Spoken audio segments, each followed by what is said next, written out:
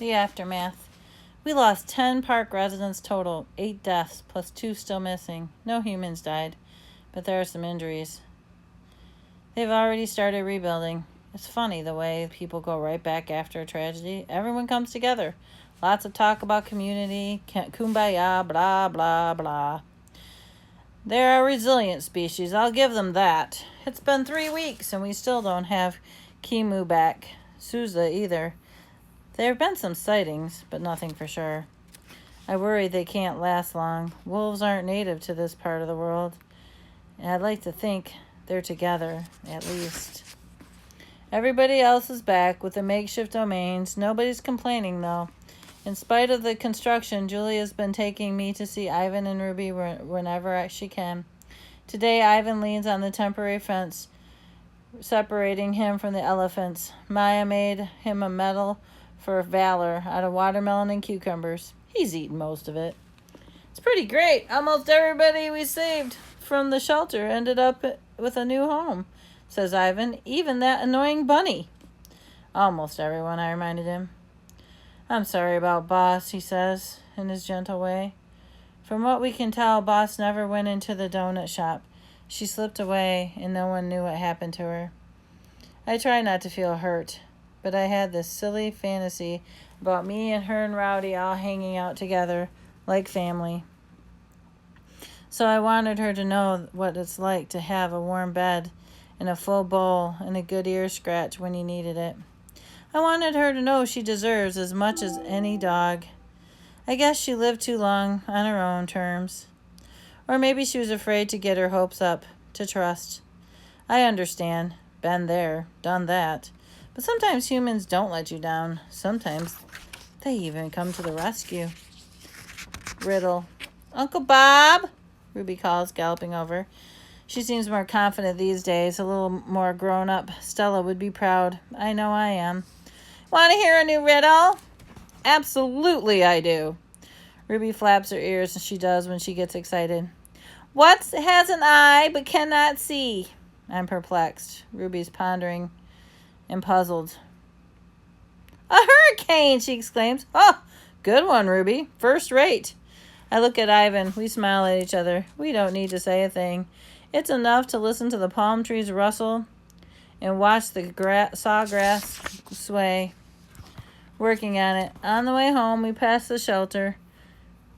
It's been patched up pretty well, looks like. And they're back in business. I hear the usual yelps and howls and hisses and meows. And, like always, I feel lousy. I plop down on the sidewalk and Julia stops. What's going on, Bob? She asks. I listen, like I always do for her bark. That bark. Nope. Nothing. I wish Rowdy were here to distract me, but he's still learning how to walk on that tug-of-war string. He's pretty swell pup, even if he's a little feisty. I'm surprised at how much I like having him around the house. It's weird. I feel responsible for the little guy. Sort of like he's become my numero uno. Julia bends down and strokes my head, and I wag my tail a bit. Slowly stand. I think of poor Julius stuck in the backyard day in, day out, night. I think of Boss roaming the streets.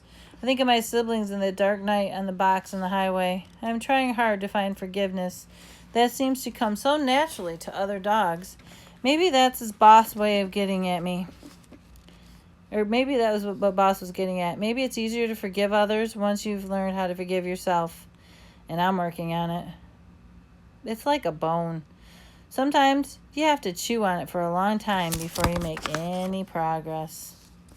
Snickers again. Once we're home, I head for the couch. I'm snoozing peacefully with Rowdy when a smell of a doozy of a smell assaults my schnozzle, which then is finally brought back to working order. It's her. Snickers is back. She's been gone for a while. After the hurricane, they had to do some repairs to Mac's house. Not sure where Snickers has been staying, but she definitely has her smell. I don't doubt that. No doubt about it.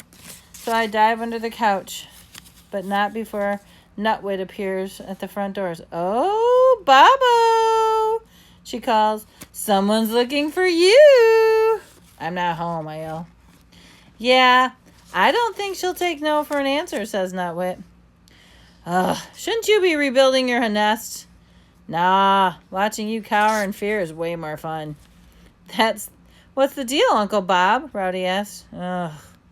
Be afraid, Rowdy, I say. Be very afraid. The door opens and there's Julia with Snickers by her side. Well, hello there, Snickers, says Sarah as she passes through the living room. What are you doing here? Mac and his wife just moved back in, Julia said. They called this afternoon and said Snickers was dying for a walk.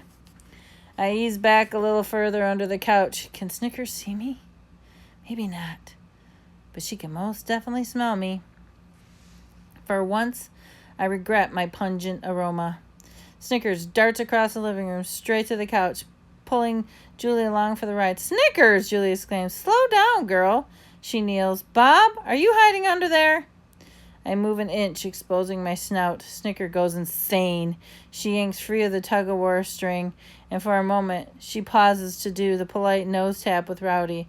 Then she let loose on her zoomies and yips and howls of joy. Bob, Julia says, come on out and say hi. I pretend not to hear, which isn't a big stretch since Snickers is barking like a maniac. Robert, says Julia. Fine. I belly crawl out until I'm exposed. Snickers is ecstatic. She showers me with licks and nips and nudges and leaps. Bob, she croons, how I've missed you. I cover my head with my paws, but there's no escaping her adoration. There's a reason we survived, Bob, she says, her fuzzy tail high in the gear. The fates want our love to blossom. Is this your girlfriend, Uncle Bob? Rowdy inquires. Girlfriend today, Snicker responds in a giddy voice. But who knows tomorrow may bring? Perhaps we should start calling me Aunt Snickers.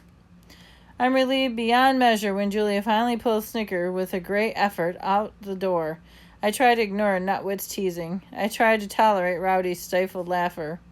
But when Minnie starts chanting, Bob and Snickers, following by Moose, sitting in a tree, I've had enough. I head for my doggy door, ignoring the popcorn and guinea pigs and trying to locate my dignity. A visitor. This evening is a lot like other evenings. The guinea pigs are squeaking. Nutwit is puttering in the tree. Julia and Sarah and George are watching something about meerkats on the Nature Channel. I've just settled down with Rowdy on the couch. When George drops a cookie on the floor, I leap into action. Robert, says Julia, leave it. Briefly, I consider my option, but not for long, as I share a piece with Rowdy. You're hopeless, Julia, but I love you anyway. And that's when I hear the bark. It's coming from the front porch. Huh, that's weird, says George. I'll check it out. Julia runs to the door and pulls it open. She hesitates. She looks over at me and back at the porch and back at me. Bob, she says, I think it's for you. And it is.